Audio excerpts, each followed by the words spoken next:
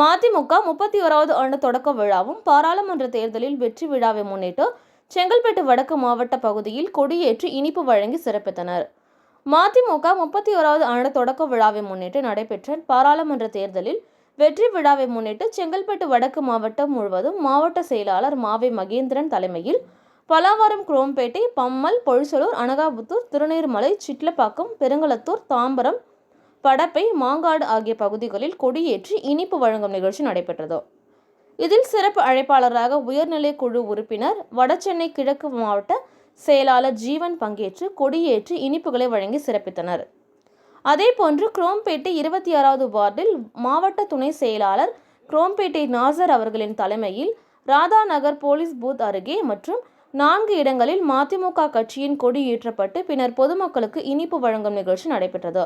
இதில் தாம்பரம் மாநகராட்சி மாமன்ற உறுப்பினர் புசிரா பானு நசார், பொதுக்குழு உறுப்பினர் கரன்சிங் துரை பாலாஜி, முகமது இப்ராஹிம், பகுதி செயலாளர் மார்டின், வீரகுமார் சொக்கலிங்கம், ஈடி ஜெயராமன், துரை பாலாஜி, கோபி, தவசி, வாசு, முஜிபுர் ரஹ்மான், தாம்பரம் மணிவண்ணன், பிரவீன், மாங்காடு முருகன், சுகன், யுவராஜ் மற்றும் மாவட்ட நிர்வாகிகள் படப்பை செல்வம், நாராயணன், ஜெயசீலன், சிட்லப்பாக்கம் சந்தானம், மாநில இளைஞரணி கோபிநாதன், யுவா, மணிகண்டன், லிங்கபாண்டியன், வைகோ பெருமாள், கதிர்வேல், அதியமான், சுந்தரம், அப்துல் ஃபரீஸ், அனீஃப் உட்பட மதிமுக நிர்வாகிகள் பலர் கலந்து கொண்டனர்.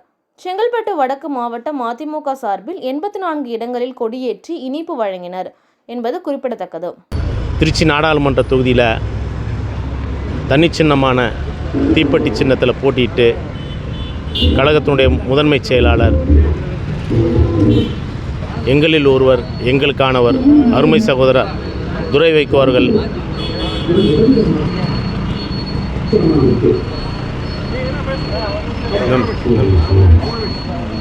அவர்கள் வெற்றி பெற்றதையொட்டி உயிரின மேலான தலைவர் வைகோ அவர்களின் ஆணைக்கிணங்க தமிழகம் முழுவதும் கழக கொடியேற்று விழா நிகழ்ச்சிகள் நடந்துட்டு வருது.